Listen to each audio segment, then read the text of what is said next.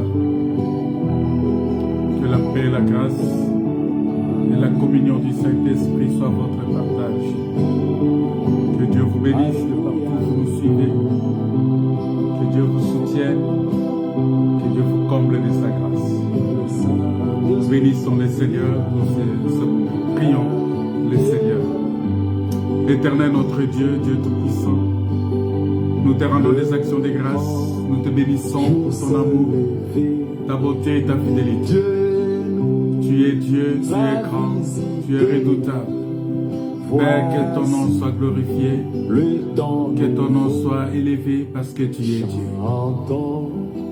Seigneur, laisse que ce moment soit véritablement un moment de communion avec toi, parce que tu es le Père éternel. Que ton nom soit glorifié, que ton nom soit exalté. Je te recommande tous ceux qui seront connectés, tous ceux qui sont connectés de près ou de loin. Seigneur, que tu puisses ouvrir, illuminer les yeux de nos cœurs, afin que nous voyions briller la splendeur de l'évangile de gloire de Christ. Que ton nom soit glorifié et sanctifié. Au nom de Jésus, notre Seigneur et Sauveur. Amen. L'amour a disparu. Oh, Dieu donne le salut. Alléluia. Et sur le monde entier. Oh, le grand jour s'est levé. Le Saint-Esprit est là.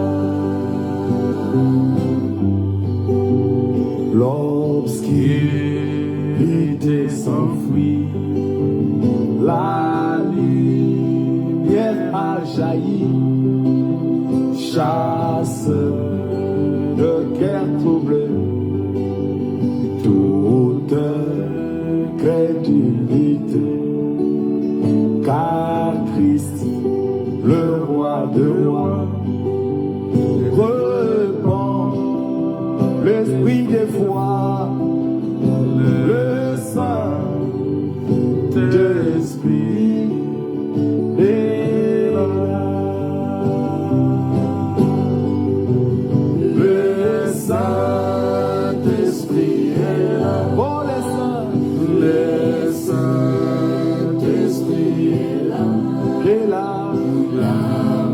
L'amour a disparu.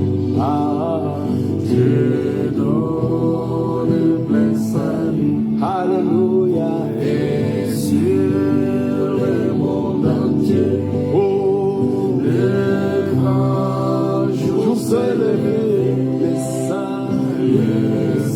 Le Saint-Esprit est là. Le consolateur viens remplir tous les cœurs, l'esprit de vérité nous met en liberté. Il ouvrait le prison, repent la guérison. Le Saint-Esprit est là. Oh, le Saint-Esprit est là. Le Saint-Esprit est là. L'amour a disparu. Dieu donne plein salut. Alléluia. Et sur le monde entier, oh, le grand jour s'est levé. Le Saint-Esprit est là. Alléluia. Que tous les rachetés chantent leur liberté, car Christ tout accompli, il a donne l'esprit. Voyez, tremble l'enfer, car dans tout l'univers, le Saint-Esprit est là. Encore une fois, que toutes les terres, que tout le racheté chante leur liberté. Christ a tout accompli. Il a donné l'esprit. Voyez, trembler l'enfer, le diable tremble, car dans tout l'univers, les Saint-Esprit est là. Oh, les Saint-Esprit est là. Le Saint-Esprit est là. La mort a disparu. Dieu donne plein salut. Alléluia. Et sur le monde entier, oh, le grand jour s'est levé. Le Saint-Esprit est là. Alléluia. Merci Seigneur. Bien-aimés, que la paix, la grâce et la communion du Saint-Esprit soient votre partage. Que Dieu vous comble vraiment de sa grâce parce qu'il est merveilleux. Il est notre Dieu, il est notre Seigneur. Il est le roi de rois et Dieu. C'est lui qui est notre Père. Oh, je suis dans la joie lorsque je dis c'est lui notre Père. Alléluia. L'Esprit est là. Encore une fois, Alléluia. Que tout le racheté chante leur liberté. Christ a tout accompli. Il a donné l'esprit. Voyez, trembler l'enfer, le diable tremble, car dans tout l'univers, les Saint-Esprit est là.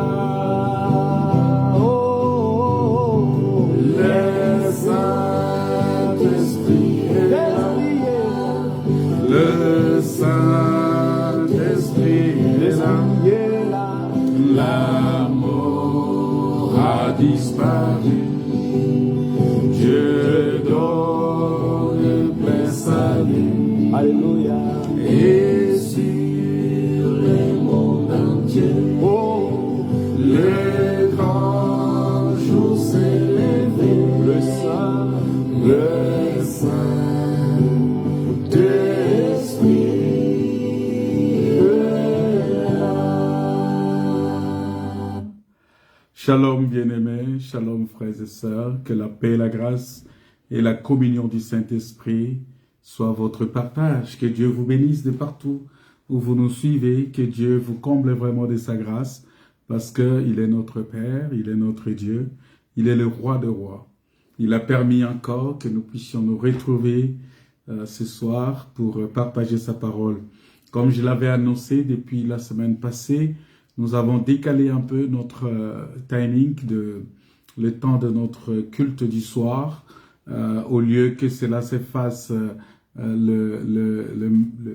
19h30, nous l'avons décalé à 18h30 heure de France, c'est-à-dire à 17h30 heure de l'Afrique centrale.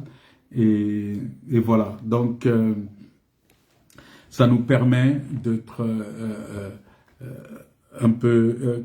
ça nous permet de bien avancer avec vous et puis écouter la parole de Dieu. Nous vous sommes infiniment reconnaissants, surtout tous ceux qui sont régulièrement connectés, connectés pour écouter les enseignements que nous partageons.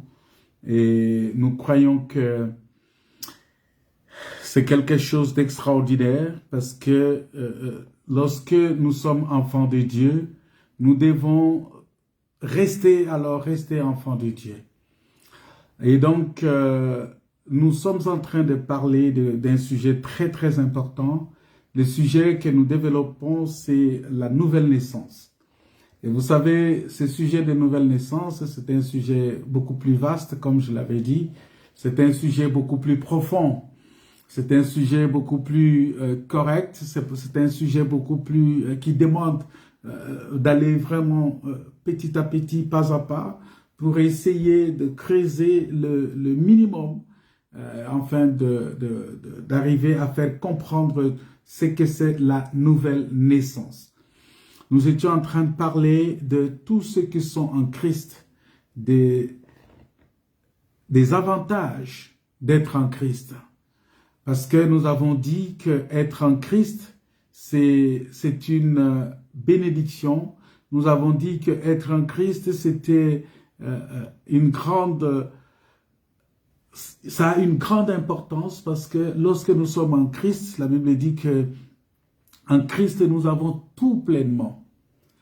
Et ça dit que si tu veux avoir tout pleinement en Dieu, si tu veux avoir tout pleinement de ce que Jésus-Christ a prévu pour ses enfants, la seule place où il faut être, c'est en Christ. Parce que Dieu lui-même, il est en Christ. Christ est lui-même l'habitation de Dieu. Christ est lui-même la demeure de Dieu. Christ est la résidence de Dieu. Et donc, quand Dieu est en Christ, il est là pour réconcilier le monde avec lui-même. C'est-à-dire que c'est là où nous trouvons la réconciliation avec Dieu, mais aussi c'est là où nous sommes transformés justement à la même image, pour être semblables au Fils de Dieu. Parce que ça ne sert à rien que de dire « j'ai cru au Seigneur Jésus » si tu n'es pas en Christ. Et être en Christ, c'est marcher comme Christ, c'est demeurer en Christ, c'est marcher conformément à la parole de Christ. Voilà pourquoi il est important, voilà pourquoi la Bible dit que « Allez, faites de toutes les nations des disciples, les baptisant au nom du Père, Fils, Saint-Esprit, et c'est lui, et après, enseignez-leur à observer tout ce que je vous ai prescrit. » Ça veut dire que la condition d'être en Christ ou les résultats d'être en Christ, c'est d'être enseigné de tout ce que Dieu, Jésus-Christ, a prescrit. Voilà pourquoi si on ne connaît pas ces dieux-là, souvent c'est difficile. Hein? Et le dimanche, nous avons parlé de cela. Nous avons dit la connaissance de Dieu. Il faut connaître Dieu.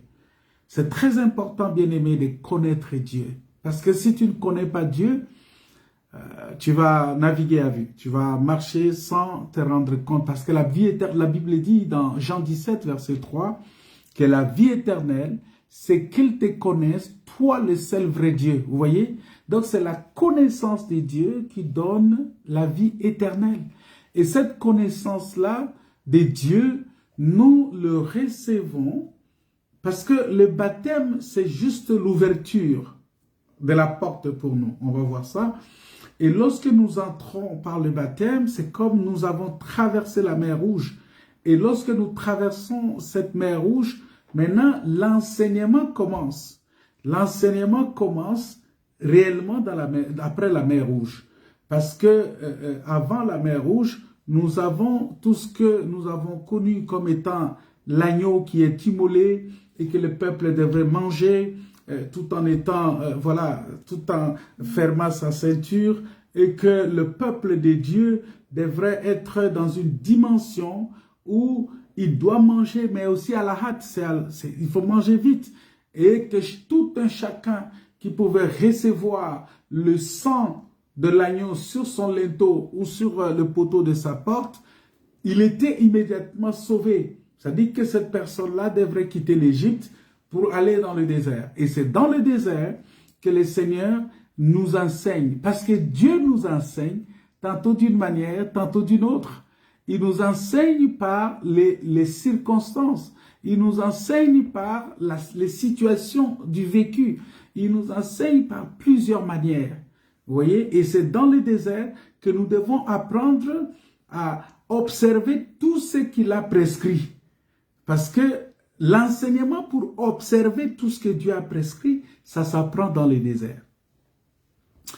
Voilà, je ne vais pas rester longtemps là-dessus, mais j'aimerais aujourd'hui parler d'un sujet aussi important. En fait, nous sommes toujours dans le sujet de la nouvelle naissance, mais j'aimerais souligner un point important dans la parole de Dieu qui parle de... dans Matthieu chapitre, on va lire les textes rapidement parce qu'il n'y a pas de temps à perdre. On va lire rapidement les textes dans Matthieu chapitre 5, le verset 8. Matthieu chapitre 5, le verset 8. La Bible nous dit ceci. La parole de Dieu dit ceci. Nous lisons la parole de Dieu au nom de Jésus. Ça, c'est l'enseignement de Jésus-Christ. Ce n'est pas l'enseignement d'une autre personne. C'est Jésus-Christ, c'est lui-même qui a enseigné. Il a enseigné dans Matthieu chapitre 5, verset 8. Il dit, « Heureux ceux qui ont le cœur pur, car ils verront Dieu. » Heureux ceux qui ont le cœur pur, car ils verront Dieu. Bien-aimés dans le Seigneur, dans la Bible, si nous lisons vraiment la Bible, nous allons voir que le cœur de l'homme, nous voyons qu'on parle de cœur de l'homme. Et c'est très... Parce qu'il dit, heureux ceux qui ont le cœur pur. Parce que la nouvelle naissance nous conduit justement à recevoir le cœur nouveau. Parce que lorsque tu es né de nouveau, tu es appelé à recevoir un cœur nouveau. Et c'est très important à le souligner. C'est très important vraiment de le souligner parce que ça te permet justement de recevoir un cœur nouveau. Parce que dans la Bible, le mot cœur de l'homme ne représente pas l'organe physique. C'est-à-dire, on peut pas, c'est pas cet organe physique-là. Hein, le cœur, comme les médecins le savent, le cœur, la partie qui fait fonctionner tout le corps, bien sûr. Mais quand on parle du cœur de l'homme, ça ne représente pas cet organe physique-là. Non. La Bible a une autre définition, une autre façon de voir le cœur. Voilà pourquoi souvent, quand on parle du cœur, les gens font directement allusion à cet organe-là. Non. Quand la Bible parle du cœur de l'homme, c'est l'homme intérieur. C'est-à-dire, c'est la vie intérieure de l'homme.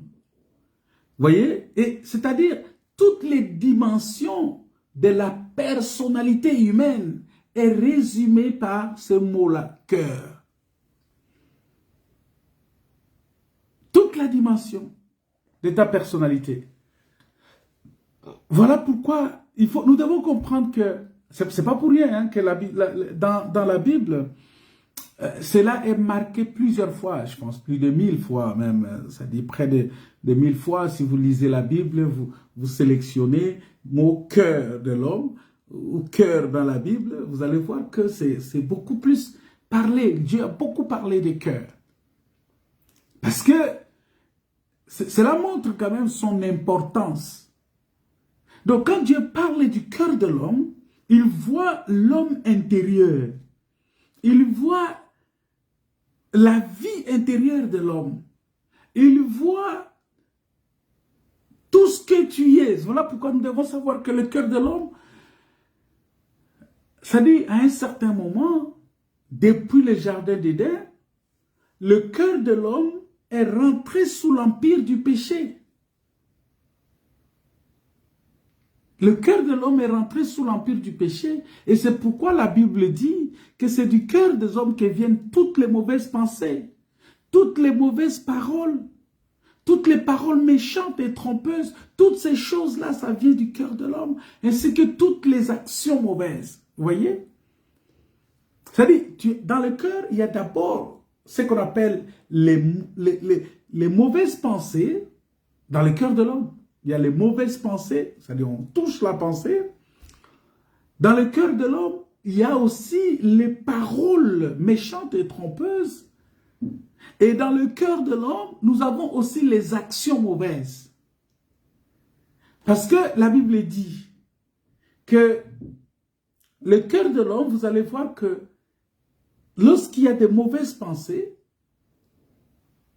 lorsqu'il y a les mauvaises paroles, parce que c'est de l'abondance du cœur que la bouche parle. C'est-à-dire tout ce que l'homme dit, tout ce qui sort de la bouche de l'homme, ça vient du cœur. Ça vient de son cœur. Vous voyez? Donc tout ce que l'homme parle vient de son cœur. Et maintenant, ça parle aussi des actions. C'est-à-dire tous les actes que nous posons, ça vient du cœur. Il y a des fois que ça vient du cœur, mais ce n'est pas réfléchi. Il y a des fois ça vient du cœur, mais c'est réfléchi. C'est-à-dire que c'est ce qu'on appelle, c'est ce que nous parlons de la conscience et de l'inconscience. Mais tout cela vient du cœur de l'homme. Voilà pourquoi, si vous lisez dans la parole de Dieu, dans le livre de Jérémie, chapitre 17, verset 19, on dit le cœur de l'homme naturel, l'homme qui est né de la femme, naturel. La Bible dit que le cœur de l'homme est tortueux par-dessus. Ça, c'est Jérémie qui dit ça. Vous voyez? Attends. Parce qu'on va lire beaucoup de textes aujourd'hui, excusez-moi. Jérémie, chapitre 17, verset 9, la Bible parle il dit, le cœur est tortueux par-dessus tout, et il est méchant. Qui peut le connaître?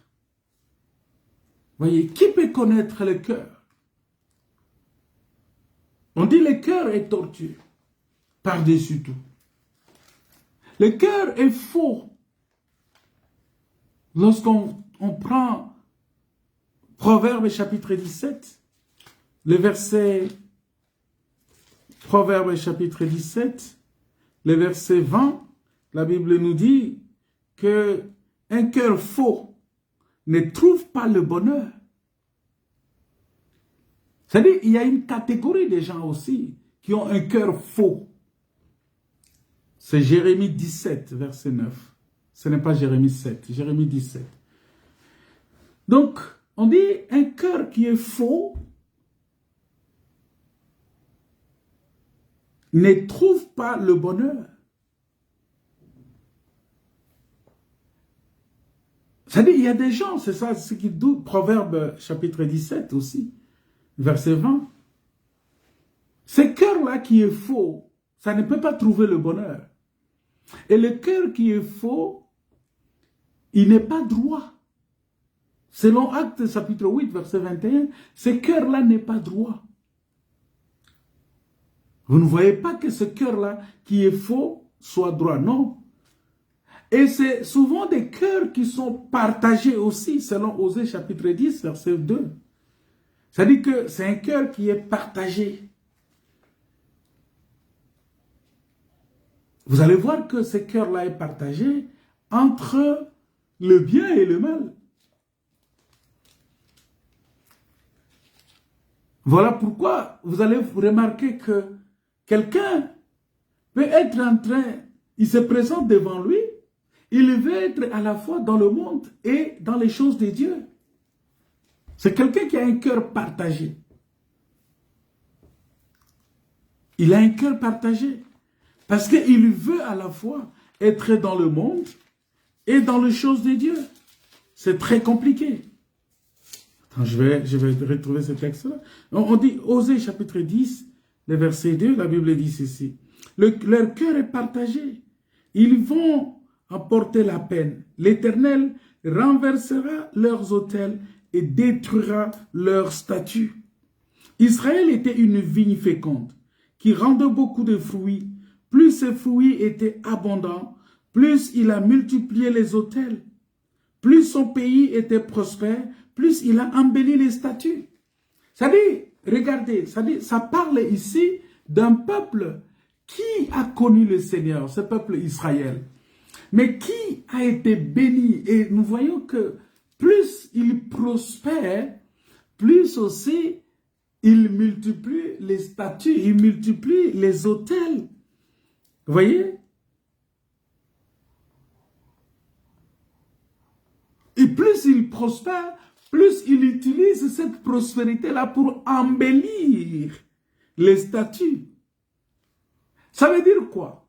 Ça veut dire tout simplement que tel que nous sommes dans ce monde, vous allez voir quelqu'un, lorsqu'il est béni, il a les biens matériels, plus il a des moyens, plus aussi, avec son cœur qui est tortueux, plus cela va lui attirer vers le mal. Il va multiplier. Par exemple, je prends un exemple. Quelqu'un qui a des moyens, il va multiplier le nombre de femmes. Quelqu'un qui a des moyens, il va commencer à entretenir le péché. Sa vie de péché va tripler, va augmenter encore. À cause des moyens à sa disposition. Vous allez voir que c'est des gens, quand ils rentrent quelque part, il veut faire connaître à tous que c'est lui qui est le boss. C'est-à-dire, il y a certaines personnes, plus il est élevé, plus aussi le nombre de péchés est élevé. Tout simplement parce que c'est quelqu'un qui a un cœur partagé. Et lorsque quelqu'un a un cœur partagé, quand vous lui apportez la parole de Dieu, il devrait insensible. Il devient insensible, il ne peut pas, il n'a même pas le temps. Il va dire, oh, mais je n'ai pas le temps. Tout simplement parce qu'il a un cœur partagé. Selon Actes des Apôtres, chapitre 28, verset 27, si je peux retrouver ça, vous allez voir que car le cœur de ce peuple est devenu insensible, ils ont endurci leurs oreilles et ils ont fermé leurs yeux. C'est-à-dire, il y a des gens, lorsqu'il a un cœur partagé, lorsque le péché commence à augmenter dans sa vie, ces gens-là, souvent, qu'est-ce qu'ils font? Ils ferment, ils endurcissent leurs oreilles. Ils deviennent, c'est des peuples qui a maintenant un cœur, leur cœur devient insensible. C'est-à-dire que leur cœur ne donne plus accès à la parole de Dieu. Vous voyez? Et la Bible dit, ils ont les yeux fermés. Ils ont fermé leurs yeux. De peur qu'ils ne voient de leurs yeux, qu'ils n'attendent de leurs oreilles, qu'ils ne comprennent de leur cœur, qu'ils ne se convertissent et que je ne les guérisse. Vous voyez? C'est-à-dire, ce peuple-là, c'est un peuple qui ferme les yeux, qui ferme les oreilles. Parce qu'il a un cœur déjà insensible. Et il ne veut pas écouter, il ne veut pas comprendre, il ne veut rien entendre. Vous voyez? Il ne veut rien entendre. C'est-à-dire, c'est des gens, quand tu lui parles de Jésus, il dit, oh non, non, laisse, mon frère, on a tout le temps, je vais écouter, j'ai pas le temps maintenant, je suis préoccupé par mon business. Je suis préoccupé par mes affaires. Je suis préoccupé par mon travail. Je suis préoccupé par mes études. Je suis préoccupé par mon mariage. Je suis préoccupé par ceci, par cela. Ils sont toujours occupés, des hyper occupés. Dans tout, sauf dans les choses de Dieu. C'est des super occupés dans tout, sauf dans les choses de Dieu. Et donc, nous comprenons par là, bien-aimés, que ce sont des gens qui sont devenus insensibles. Et la Bible dit que leur insensibilité-là, c'est seulement pour qu'ils ne puissent pas écouter, qu'ils ne puissent pas entendre de leurs oreilles, qu'ils ne puissent pas voir, afin qu'ils se convertissent à Dieu et que Dieu puisse les guérir, que Dieu puisse les sauver. Ça veut dire qu'il y a des gens qui sont comme ça, qui ont un cœur qui est devenu insensible. Voilà pourquoi vous allez voir automatiquement quelqu'un qui a reçu, qui est prospère dans sa vie, dans ses affaires, dans son travail, cette prospérité-là, au lieu de l'amener vers le Seigneur, cette prospérité-là le pousse, le rend insensible aux choses de Dieu. Cette prospérité-là le pousse plus dans le mal. Voilà pourquoi il y a certaines personnes, tu peux prier, tu peux demander des choses, et le Seigneur ne donne pas, parce qu'il sait que s'il donne ça, ça va t'amener plus loin. Vous voyez? Ça dit, ça c'est le cœur insensible. Vous voyez? Et ces gens qui ont des cœurs insensibles, c'est des gens qui, justement, ne peuvent pas comprendre les choses de Dieu.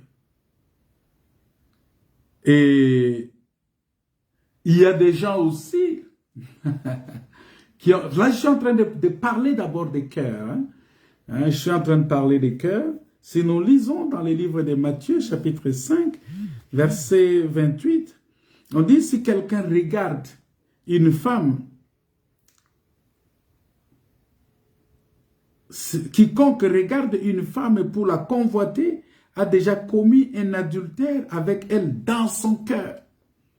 C'est-à-dire, il y a des gens qui ont de cœur, dans son cœur, il n'y a que la convoitise.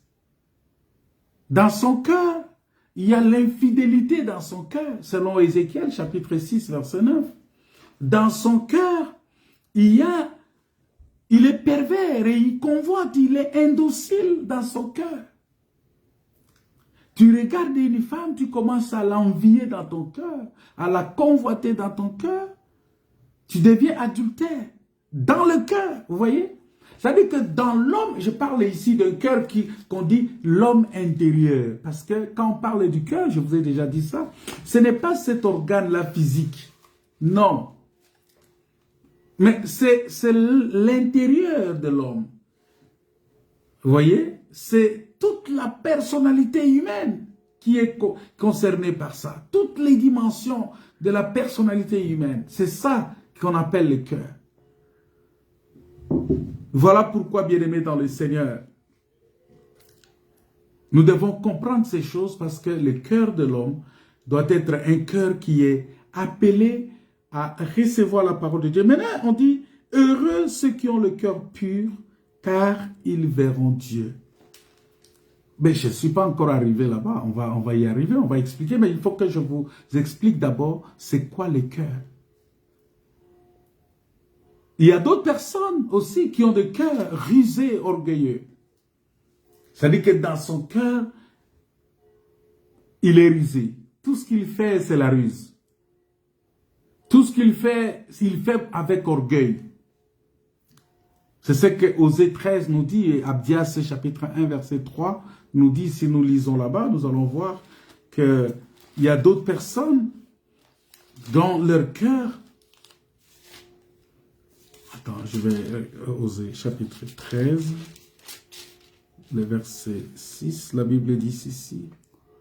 Ils se sont rassasiés dans leur pâturage, et ils se sont rassasiés et leur cœur s'est enflé. C'est pourquoi ils m'ont oublié. Vous voyez? C'est-à-dire que Dieu te donne de l'abondance. Tu commences à vivre l'abondance de Dieu et tu oublies Dieu. Tu oublies Dieu pourquoi? Parce que ton cœur s'est enorgueilli. Et tu te dis, non, c'est moi-même qui ai eu ça. C'est de par ma propre force. Ah, c'est parce que j'étais intelligent. Ah, c'est parce que j'ai trouvé du boulot. Ah, maintenant, c'est le boulot. Ah, maintenant, j'ai beaucoup d'argent. Ah, maintenant, j'ai vu mieux. C'est-à-dire, avec tout ça, tu te dis, tu en as déjà beaucoup. Et ton cœur s'enfle d'orgueil. Tu deviens de plus en plus orgueilleux. Et en devenant orgueilleux, la Bible dit que tu oublies Dieu en même temps. Tu oublies Dieu. C'est très dangereux, bien-aimé, d'oublier Dieu. Il faut qu'on évite ce genre de comportements parce que c'est des comportements qui ne nous aident pas. C'est des comportements qui ne nous aident pas parce que ça nous amène dans une sorte de l'orgueil. Hein, nous devenons de plus en plus orgueilleux et en ce moment-là, ça devient difficile pour nous de de suivre les seigneurs, de servir les seigneurs. Ça devient compliqué pour nous de servir les seigneurs. Vous voyez? Donc voilà pourquoi nous devons faire très attention. Hein, nous devons faire très attention avec ce que nous voyons et ce que nous vivons. Hein? Donc la Bible dit, n'entrez pas dans les portes de mon peuple au jour de sa ruine. Ne répète pas ta vue de son malheur au jour de sa ruine. Vous voyez? Là, je suis dans les livres de Abdias, hein, où on nous parle de ce peuple-là qui est devenu, voilà, verset 3, Abdias, donc on commence de verset 1 à verset 3. La Bible dit ceci. Ainsi parle le Seigneur l'Éternel sur Édom. Nous avons appris une nouvelle de la part de l'Éternel. Et un messager a été envoyé parmi les nations en disant, levez-vous, marchons contre Édom pour lui faire la guerre. Voici, je te rendrai petit parmi les nations. Tu seras l'objet du plus grand mépris. Verset 3. L'orgueil de ton cœur t'a égaré. Toi qui habites les creux des rochers. Oui, et toi qui t'assis sur les hauteurs et qui dis en toi-même, qui me précipitera jusqu'à terre? Quand tu placerais ton nid aussi haut que celui de l'aigle, quand tu les placerais parmi les étoiles, je t'en précipiterai, dit l'Éternel. Vous voyez? Il dit, toi qui avais une demeure dans le creux des rochers, qui t'assis sur les hauteurs, mais tu te dis en toi-même, tu commences à dire, mais qui va me précipiter sur la terre? Qui? Ici, on parle de la ruine d'Édom. On peut parler de cette ruine d'Édom comme étant la nature humaine. Mais on peut parler aussi de ça comme étant la nature, la vie manifestée par les ennemis de Dieu. Et tu penses que là où tu es, Dieu est capable de te précipiter. Et tu commences à manifester de l'orgueil. Non, il faut faire très attention, bien-aimé. Donc le cœur hautain, le cœur orgueilleux, ce n'est pas bon. Le cœur désobéissant, le cœur égaré, le cœur sans intelligence concernant les choses spirituelles. Ce sont des cœurs-là que le Seigneur nous appelle à étudier. Il est donc, ce cœur-là, c'est un cœur qui est rempli d'idoles, qui est un cœur qui est dur d'entendement, un cœur qui continue encore à s'endurcir, un cœur qui ne sait pas reconnaître ses fautes, qui rejette les fautes sur les autres, un cœur impénitent, c'est ça ce qu'on peut dire, impénitent, un cœur qui, vous voyez, et un cœur qui, facilement, le diable a accès à ce cœur-là. Il peut facilement entrer et remplir ce cœur-là. Il y a beaucoup de gens qui ont des cœurs comme ça. C'est-à-dire un cœur qui est vide apparemment. C'est-à-dire son intérieur est vide.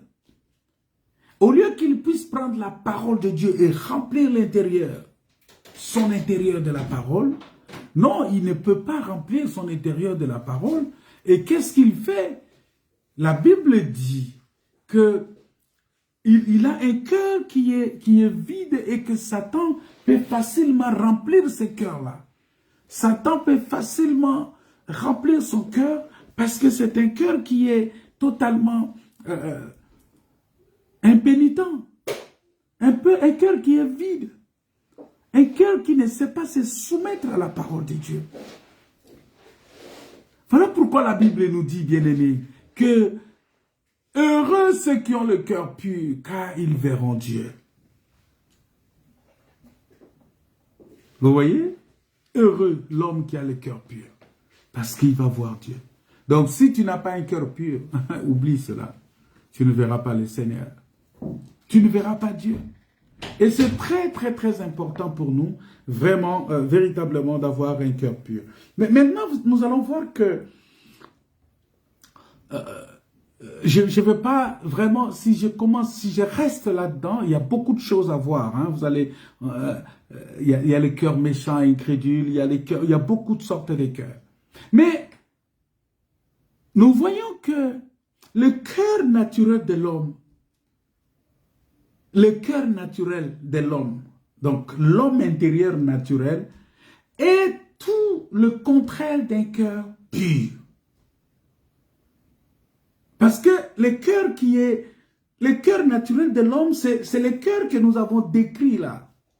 C'est le cœur que nous avons décrit avec tous les éléments qu'on a parlé ici.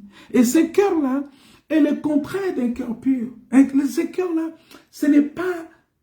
Parce que le cœur naturel ne peut pas recevoir les choses de Dieu. Voilà pourquoi il dit, heureux ceux qui ont le cœur pur, car ils verront Dieu. Et David, vous allez voir que si nous lisons dans le livre des Psaumes, chapitre 24, vous allez voir que David a expérimenté cela.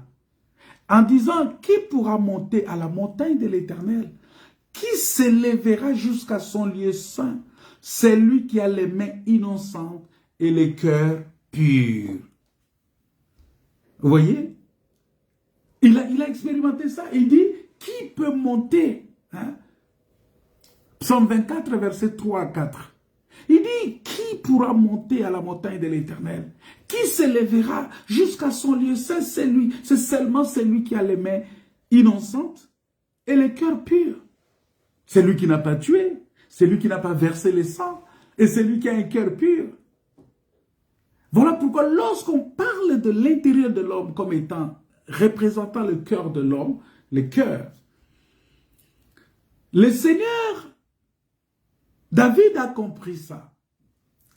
David a compris quand il a péché contre Dieu en prenant la femme d'Uri et en tuant Uri.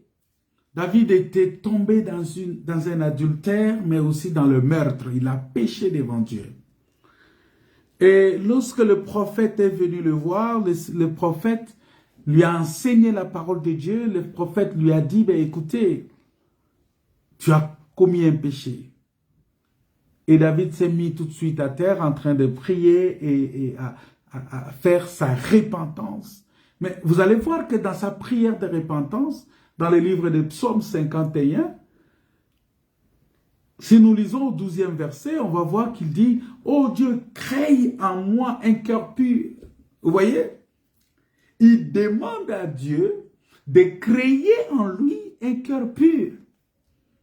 Ça veut dire qu'il a compris que son cœur naturel, son cœur qui était là, c'est un cœur qui est déjà foutu, c'est un cœur qui est mort. Il dit à Dieu, par le péché, le cœur est mort. Il dit, Seigneur, crée en moi un cœur pur. Ça veut dire qu'il a demandé que Dieu puisse créer en lui. C'est ça qui conforte notre, vous voyez, le texte de Jérémie, mais on va y arriver, dans Ézéchiel, pardon, que Dieu dit, où Dieu dit, je vous donnerai un cœur nouveau. Parce qu'il sait que le cœur qu'il avait, ce n'est plus un cœur qui peut tenir. Ce n'est plus un cœur qui honore Dieu. Il demande à Dieu de créer en lui un cœur pur. Parce qu'il sait que sans le cœur pur, il ne peut pas voir Dieu. Parce que Jésus a dit, heureux ceux qui ont le cœur pur.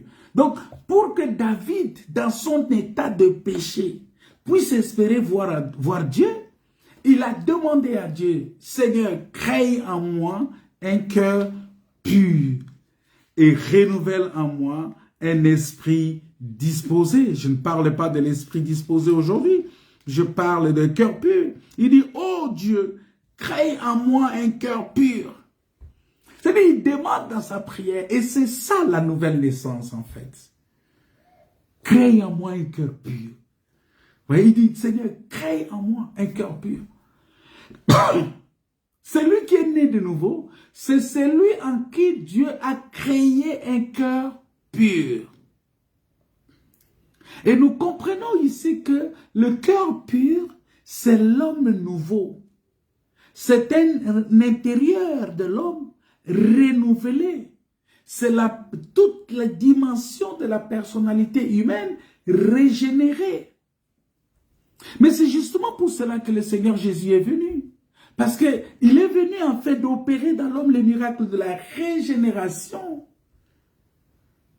Oui, l'homme est appelé à être régénéré, mais pas par lui-même. Parce qu'il faut que ces miracles-là soient faits par le Seigneur Jésus. Et de faire toutes choses nouvelles en lui. Voilà pourquoi la Bible dit, si quelqu'un est en Christ, il devient une nouvelle créature. Les choses anciennes sont passées et toutes choses sont devenues nouvelles. C'est-à-dire que le Seigneur vient, il opère ces miracles-là de la régénération et faire toutes ces choses nouvelles en lui enlevant le cœur de pierre et en lui donnant un cœur de chair. Un cœur qui peut recevoir, un cœur qui est une bonne terre. Cette promesse avait été prophétisée, oui, par le frère Ézéchiel, par le prophète Ézéchiel, dans Ézéchiel chapitre, attends, on va lire ça.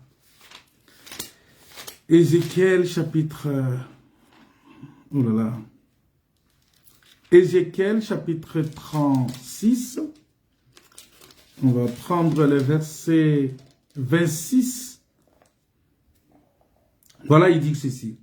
Je vous donnerai un cœur nouveau et je mettrai en vous un esprit nouveau. Vous voyez? C'est-à-dire, il donne un cœur nouveau, il met un esprit nouveau. Il dit, j'ôterai de votre corps le cœur de pierre et je vous donnerai un cœur de chair. Je mettrai mon esprit en vous et je ferai en sorte que vous suivez mes ordonnances et que vous observiez et pratiquiez mes lois. Vous voyez? C'est-à-dire que pour que l'homme arrive à pratiquer les lois de Dieu, il faut que Dieu mette son esprit dans l'homme. Mais dans quel homme? Dans un homme qui a un cœur nouveau, qui a un cœur de chair. C'est-à-dire qu'il y a un intérieur totalement renouvelé. Voilà le miracle de la nouvelle naissance que le Saint-Esprit vient opérer au niveau du cœur de l'homme. Parce que nous devons comprendre que le Saint-Esprit, lorsque la parole de Dieu est annoncée, et c'est là où c'est important de comprendre, quand la parole de Dieu est annoncée à ceux qui ne croient pas, aux païens, aux incrédules, aux gens qui n'ont pas donné leur foi en Jésus-Christ encore, lorsque la parole de Dieu est annoncée, la première des choses que le Saint-Esprit fait, c'est quoi? Ce n'est pas de convaincre de péché, non. Non, ce n'est pas ça. Voilà pourquoi il y a une théorie qui se passe aujourd'hui où les gens disent que pour que quelqu'un soit baptisé, il faut qu'il abandonne d'abord tous les péchés. Mais non, c'est faux. Parce que si vous dites cela, vous fermez la porte aux gens de ne pas entrer. Vous fermez la porte et vous devenez des pharisiens. Parce que les pharisiens, ils savent qu'eux-mêmes ne vont pas entrer, mais ils ferment la porte aussi à ceux qui doivent entrer. Et c'est très dangereux. C'est très dangereux. J'ai lu quelque part dans un groupe où les gens disent, oh non, ben pour qu'une sœur soit baptisée, il faut qu'elle enlève tout ce qu'elle porte sur elle, tout ça. Mais si elle n'a pas encore compris cela, vous détruisez Matthieu chapitre 28 qui dit que allez faire des disciples, les baptisant et enseignez-leur à observer tout ce que je vous ai prescrit. Parce que nous devons comprendre que quand le Saint-Esprit vient par la prédication, la première prédication qu'on donne aux gens pour croire au Seigneur Jésus, qu'est-ce qu'il fait? Il ouvre le cœur afin que la personne, vous voyez, c'est-à-dire il ouvre le cœur afin que la personne soit attentive à la parole de Dieu.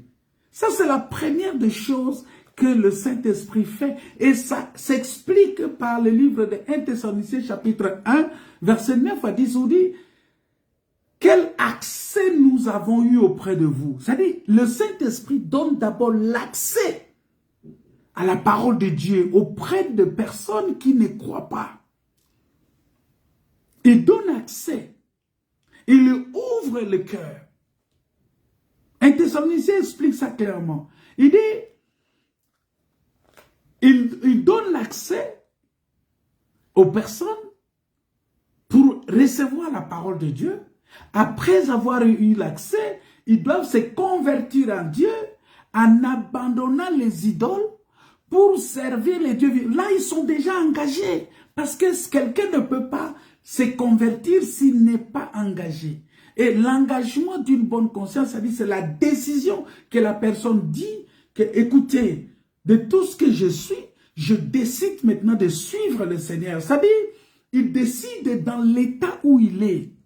Il dit, je vais suivre le Seigneur. Et quand il s'engage sur la voie du Seigneur, il sait que en ce moment-là, le Saint-Esprit les conduit. Vous voyez? C'est-à-dire, comme fut le cas il y a une marchande dans la Bible. Il y a une femme qui vendait des pourpres dans la ville de Philippe. Attends, on va lire ça. La sœur... attends, je vais retrouver ça rapidement. Vous allez voir que, oui, la Bible dit ceci. L'une d'elles, nommée Lydie, marchande de pourpre de la ville de Thyatire, était une femme craignant Dieu. Et elle écoutait.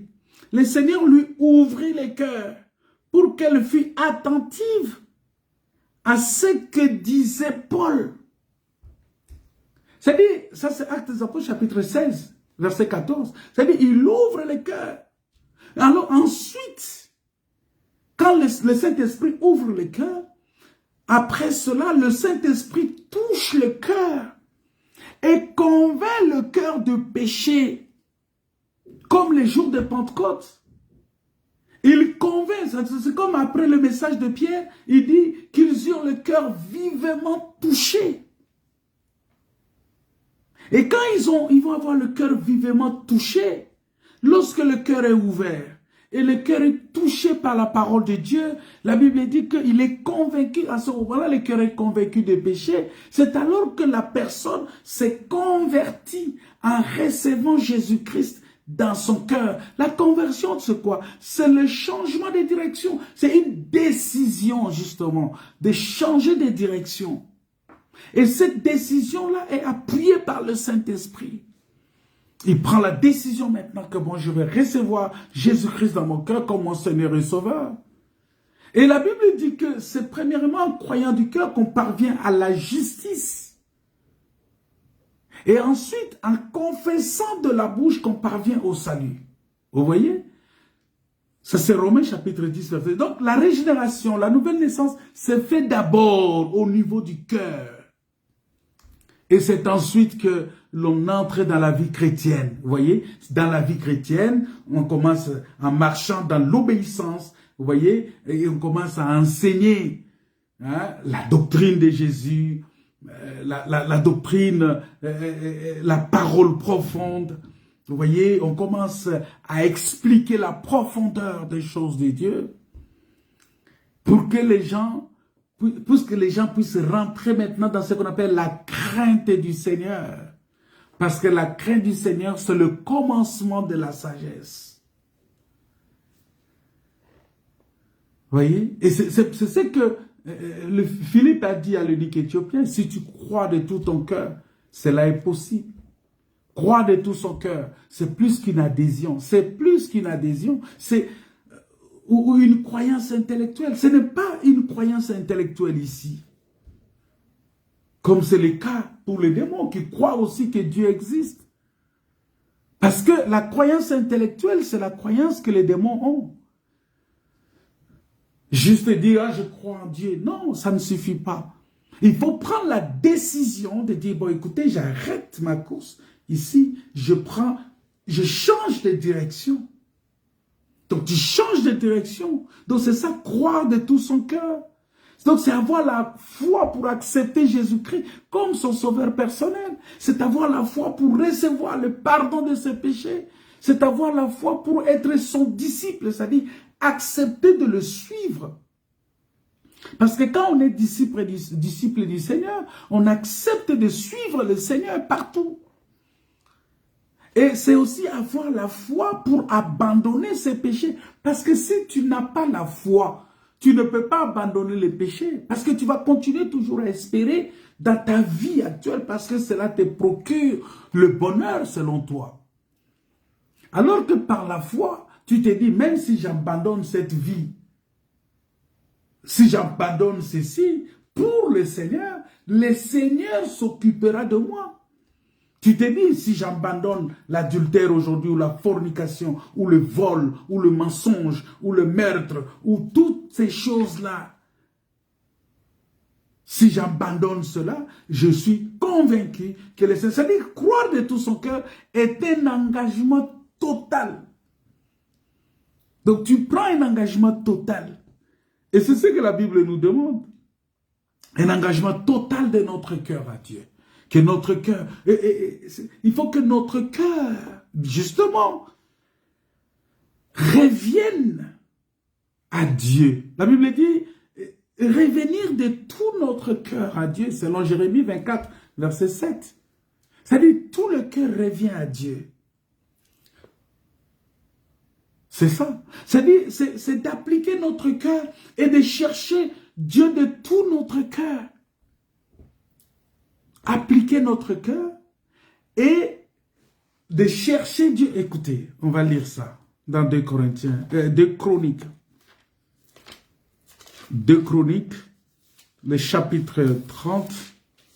2 Chroniques, chapitre 30, le verset 19. La Bible dit ceci. À tous ceux qui ont appliqué leur cœur à chercher Dieu, l'Éternel est Dieu de leur père, quoiqu'ils n'aient pas pratiqué la sainte purification, l'Éternel exauça Ézéchias et il pardonna au peuple. Vous voyez?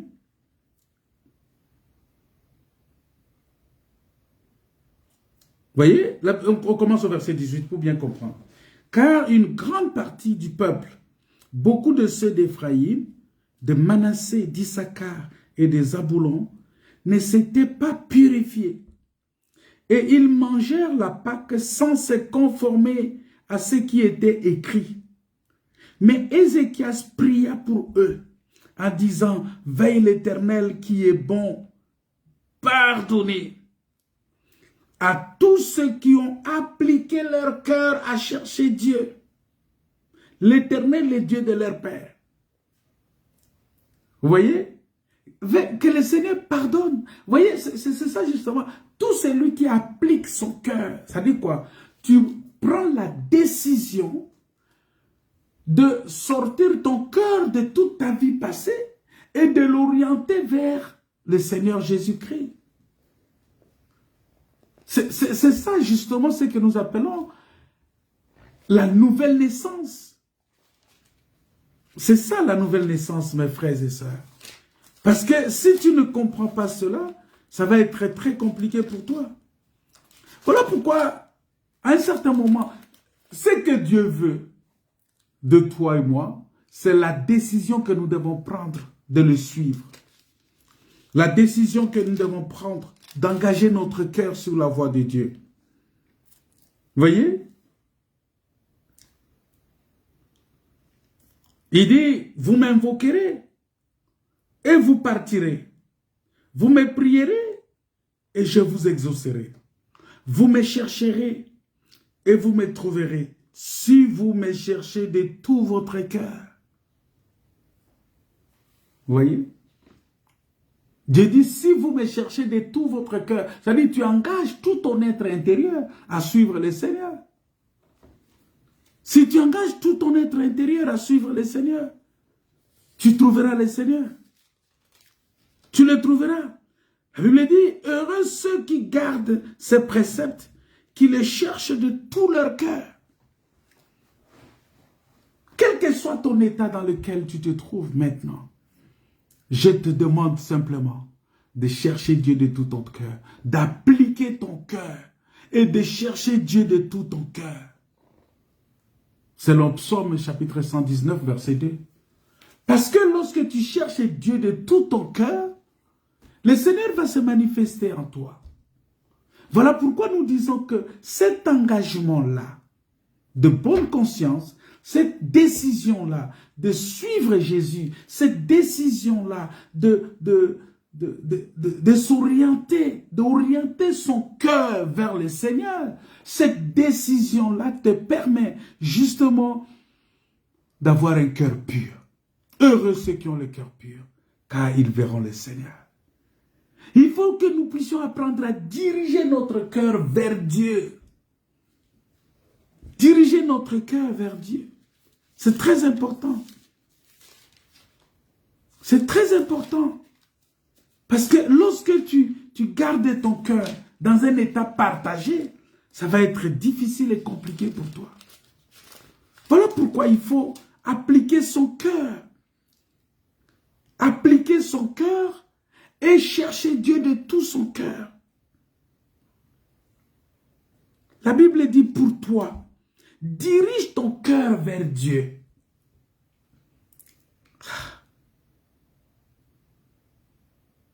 La Bible dit, on va lire ça. J'aimerais vraiment qu'on lise ce texte-là. Dans le livre de Job, chapitre 11, verset... Ah, mais j'ai retrouvé. Merci Seigneur. C'est un texte que je cherchais. Mais le Seigneur m'a permis de le retrouver. Job chapitre 11, verset 12 à 13. À 14 même. La Bible dit ceci. L'homme, au contraire, a l'intelligence d'un fou. Vous voyez? L'homme a l'intelligence d'un fou. Il est né comme le petit d'un âne sauvage. L'homme a l'intelligence d'un fou. Il est né comme le petit d'un âne sauvage. C'est ça l'homme naturel. C'est ça l'homme qui a le cœur naturel. Il a l'intelligence d'un fou. Voilà pourquoi il vient proposer la solution. Il dit, pour éviter que tu ne restes dans cette folie-là, il dit, pour toi, dirige ton cœur vers Dieu et tends vers lui tes mains.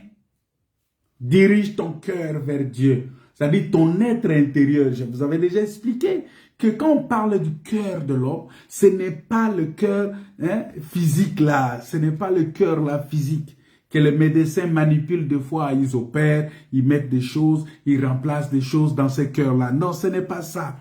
C'est toute la dimension de la personnalité humaine qu'on appelle sa cœur. C'est tout l'intérieur de l'homme qu'on appelle sa cœur. Et ça, même les médecins ne peuvent pas toucher. Il n'y a que Dieu qui peut toucher ça parce que c'est lui qui a créé ça à son image et à sa ressemblance. C'est lui qui a créé ça à son image et à sa ressemblance. Voilà pourquoi il est nécessaire pour nous. Vous voyez, il dit, il faut orienter ton cœur, diriger ton cœur vers le Seigneur. Et de l'aimer de tout ton cœur. Il faut l'aimer, il faut aimer Dieu. C'est-à-dire, si tu veux avoir un cœur pur, il faut d'abord aimer Dieu de tout ton cœur. De le chanter, de le célébrer, de le louer de tout ton cœur. D'appliquer ton cœur à étudier, à mettre en pratique la parole de Dieu. C'est ça quelqu'un qui est né de nouveau. D'observer, il applique son cœur, il observe la parole de Dieu de tout son cœur. C'est le psaume 119, verset 34. Il y a beaucoup de textes que je peux donner, mais comprenez que lorsque nous nous confions à Dieu de tout notre cœur, Dieu transforme notre cœur et nous recevons de lui la possibilité de garder absolument notre cœur pur, puisque nos pensées, nos paroles et nos actes en découlent. Et vous voyez, on va voir le renouvellement de l'intelligence, on va voir le renouvellement de la pensée, on va voir même nos actes vont se conformer à ces pensées renouvelées, à cet intérieur renouvelé. En ce moment-là, l'homme va commencer à poser des actes, non par ses propres efforts, mais c'est parce que la pensée de l'homme est renouvelée. C'est-à-dire, tu vas faire des choses, et le Seigneur va trouver plaisir dans ce que tu fais, parce qu'il va il va trouver plaisir parce que tu n'agis plus de par toi-même, mais tu agis par le Saint-Esprit que Dieu a mis en toi. Parce que, bien-aimé, la Bible dit c'est de l'abondance du cœur que la bouche parle. C'est pourquoi la Bible nous dit dans les livres de Proverbes, je vais peut-être m'arrêter là pour ce soir, mais on va continuer cette étude sur le cœur. La Bible dit, garde ton cœur plus que toute autre chose, car de lui viennent les sources de la vie. Les textes-là, garde ces textes-là. Attends, on va regarder ça. Proverbes, chapitre 4. J'espère que c'est ça. Hein? Proverbes, ça fait longtemps que... Vous voyez, la Bible, ça fait quand... Des fois, on perd aussi les textes, mais je pense que c'est dans Proverbes, chapitre 4, le verset... Voilà, verset 23. La Bible dit ceci. Garde ton cœur plus que toute autre chose. Proverbe 4, verset 23. Garde ton cœur plus que toute autre chose, car de lui viennent les sources de la vie. C'est-à-dire la source de la vie vient de notre cœur. Mais quel cœur? Le cœur renouvelé. Quel cœur? C'est l'enseignement de Jésus-Christ. Parce que lorsque ton cœur est rempli, parce que tu as un cœur de chair, un cœur qui reçoit la parole de Dieu, ça dit que ton cœur est rempli de la parole de Dieu, ça dit que ton cœur est transformé, comme David a dit, Seigneur, crée en moi un cœur nouveau. C'est-à-dire, Dieu a créé en toi un cœur nouveau. C'est-à-dire, tout ton être intérieur devient nouveau. C'est-à-dire, un être rempli de la parole de Dieu. C'est en ce moment-là que tu vas garder ton cœur plus que toute autre chose parce que ça devient une source de vie. Alors, comment faire? Rapidement. Comment faire? C'est en laissant que le sang de Christ puisse purifier de toute iniquité. Car si notre cœur nous condamne, Dieu est plus grand que notre cœur. Et il est fidèle et juste pour nous pardonner si nous lui confessons nos péchés. Il est juste et fidèle pour nous pardonner. Parce que Dieu, il ne veut pas que nous puissions être culpabilisés parce qu'il ne veut pas que notre cœur puisse nous condamner. Selon 1 Jean chapitre 3 verset 20 ou 1 Jean chapitre 1 verset 9, il dit, si nous reconnaissons notre péché, Dieu est juste et fidèle pour nous pardonner. Vous voyez? Qu'est-ce que la Bible nous dit là? La Bible dit, si notre cœur, car si notre cœur nous condamne, Dieu est plus grand que notre cœur. Et Dieu connaît toutes choses. Ça c'est 1 Jean chapitre 3 verset 20 qui dit ça. Mais dans 1 Jean chapitre 1, je pense, oui, le verset... Ouais, il dit, si nous confessons, le verset 9, si nous confessons nos péchés, il est fidèle et juste pour nous les pardonner et pour nous purifier de toute iniquité. Vous voyez? C'est-à-dire que le Seigneur, il vient. Ensuite, il nous faut laisser toute la place au Seigneur, Jésus dans notre cœur. C'est ça, avoir un cœur pur. Laisser toute la place au Seigneur Jésus dans ton cœur. C'est-à-dire pour qu'il puisse régner et être assis sur le trône de notre cœur. C'est-à-dire dans ta vie intérieure, c'est le Seigneur qui règne. C'est la parole de Dieu qui règne. C'est Dieu qui est assis dans ton cœur. Il doit être le Seigneur de tout. Parce que lorsque tout lui est cédé, bien-aimé, il peut s'établir et demeurer en nous. C'est comme il a dit dans Jean 14, il dit, si ma parole demeure en vous. Attends, j'espère que c'est ça. Jean 14, le verset 23, il dit ceci. Jésus lui répondit, si quelqu'un m'aime, il gardera ma parole et mon Père l'aimera. Nous viendrons à lui, nous ferons notre demeure chez lui. Ah voilà. Donc Dieu vient faire sa demeure, c'est Jean 14 verset 23. Dieu, Jésus-Christ, toute la plénitude de la divinité parce qu'il dit, moi et le Père. Le Père est esprit, Dieu est esprit. Vous voyez, quand Jésus dit Fils et le Père, c'est dans la divinité. Vous voyez? On dit, c'est dans la divinité. C'est ce Dieu-là qui est le Saint-Esprit. C'est-à-dire, quand on parle du Saint-Esprit, c'est le Père. Et c'est lui qui est venu nous montrer le Père, qui est le Saint-Esprit, là, c'est le Fils. En fait, c'est Dieu fait chair, c'est-à-dire l'Esprit qui a pris le corps humain. Et il dit que moi et le Père, nous ferons notre demeure chez lui. Dieu veut venir habiter en toi, bien-aimé. Dieu veut venir habiter en nous et il va inonder notre cœur par son esprit. Parce que la Bible dit, il répand son amour dans nos cœurs par le Saint-Esprit qu'il nous a donné. En ce moment-là, il prend le contrôle de notre cœur et notre cœur devient un cœur pur. Heureux ceux qui ont le cœur pur. Et cela ne s'arrête pas là. Parce que quand notre cœur doit encore s'élargir et grandir dans la connaissance de la parole de Dieu. Vous voyez, c'est-à-dire que quand tu reçois Dieu dans ta vie, alors maintenant tu vas grandir dans la connaissance de la parole de Dieu, dans les voies du Seigneur, dans son amour et sa plénitude. On va lire le dernier texte et puis on va prier le Seigneur. On va lire le dernier texte. Le dernier texte qu'on va lire, excusez-moi, je vais aller chercher, des Chroniques, chapitre... La Bible dit ceci.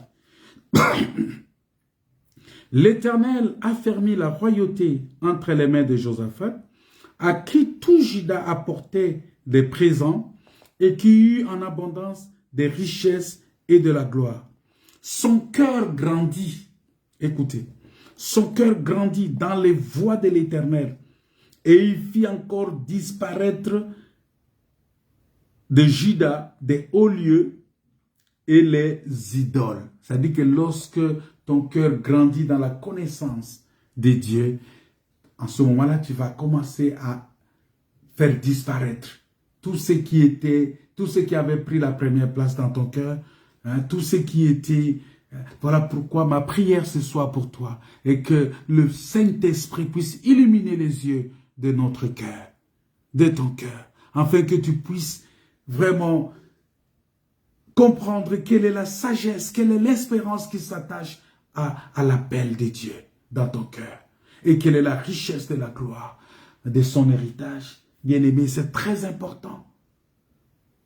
L'héritage qu'il a réservé aux saints et qu'elle est envers nous qui croyons l'infinie grandeur de sa puissance qui se manifeste avec efficacité par la parole, par la vertu de sa force. Oh, bien-aimés, heureux ceux qui ont le cœur pur, car ils verront Dieu. Ils connaîtront et manifesteront déjà. Voyez, en ce moment-là, tu vas comprendre que oui, c'est par le Saint-Esprit. Il faut que le Saint-Esprit vienne agir en nous. Et ça va te permettre de comprendre en ce moment-là. Tu vas connaître en ce moment-là. Tu vas le manifester. Tu vas manifester l'amour de Dieu ici sur la terre. Sa sainteté, sa puissance et sa gloire. Tu vas manifester. Et tu seras comme le frère David. Je n'ai pas parlé de son cœur. Vous savez, je voulais prendre ça en illustration lorsqu'on voit comment celui qui a un cœur pur ne se réjouit pas de la mort de son ennemi. Celui qui a un cœur pur. Parce qu'on va parler de ça, si Dieu le permet, le vendredi. Vous allez comprendre que même lorsqu'on a tué David, c'est la personne qui a amené la nouvelle qui a dit qu'il a tué David. Lorsqu'on a tué Saül, la personne qui a amené la nouvelle qu'il a tué Saül, David a tué cette personne-là. Vous allez comprendre ça. Pourquoi? Parce que David, c'était quelqu'un qui était... Il était l'homme selon le cœur de Dieu. Or, le cœur de Dieu, c'est le cœur plein d'amour. C'est le cœur plein d'amour. Que le Seigneur soit vraiment le trésor de ton cœur. Que le Seigneur soit la vie de ton cœur. Que le Seigneur soit celui qui inonde ton cœur. Que le Seigneur soit celui qui remplit ton cœur. Prions le Seigneur. Parce qu'il est important pour nous. Parce que la Bible dit que heureux ceux qui ont le cœur pur, car ils verront le Seigneur. C'est très important, bien-aimé. Que Dieu puisse remplir ton cœur. Que que Dieu puisse remplir le cœur par le Saint-Esprit. Ça va nous pousser. Le plus important pour toi, c'est de laisser le contrôle de ta vie entre les mains du Seigneur. C'est de laisser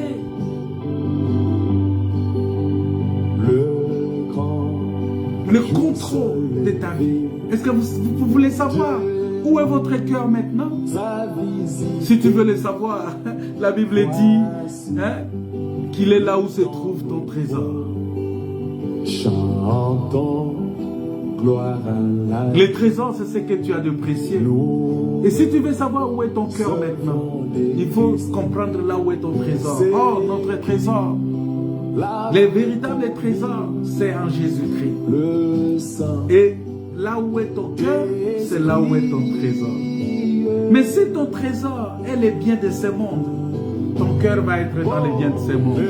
Et ça va être difficile pour toi de vivre la gloire de Dieu, de vivre la grâce de Dieu. Voilà pourquoi, bien-aimé, que le Seigneur Jésus, que Jésus-Christ, que la parole de Dieu soit le trésor de ton cœur, puisse remplir tout ton corps, tout ton cœur, tout ton être intérieur. Que Dieu puisse remplir ce cœur-là. Que Dieu puisse prendre le contrôle de ce cœur. Que Dieu puisse s'asseoir. Que ton cœur soit la demeure de Dieu. Et là, tu auras un cœur pur et tu serviras le Seigneur. Que Dieu vous bénisse. Que Dieu vous comble de sa grâce. Maintenant, tu peux prier. Seigneur, crée en moi un cœur pur. Prions le Seigneur. Demande à Dieu, Seigneur, crée en moi un cœur pur. Crée en moi un cœur pur, parce que tu as dit dans ta parole que heureux ceux qui ont le cœur pur, car ils verront Dieu. Crée en moi un cœur pur. Crée en moi, Seigneur. Crée dans mon frère un cœur pur. Crée en nous, Seigneur, un cœur pur. L'esprit des voix, le Saint-Esprit est là. Alléluia. Crée en moi un cœur pur, Seigneur. Crée en moi un cœur pur. Crée en moi un cœur pur. Renouvelle en moi un esprit bien disposé. Un esprit disposé à écouter ta parole. Un esprit disposé à te prier. Un esprit disposé à rechercher ta face. Un esprit disposé à se soumettre à toi dans toutes choses. Et à te laisser le contrôle de ma vie. Oh Dieu Tout-Puissant.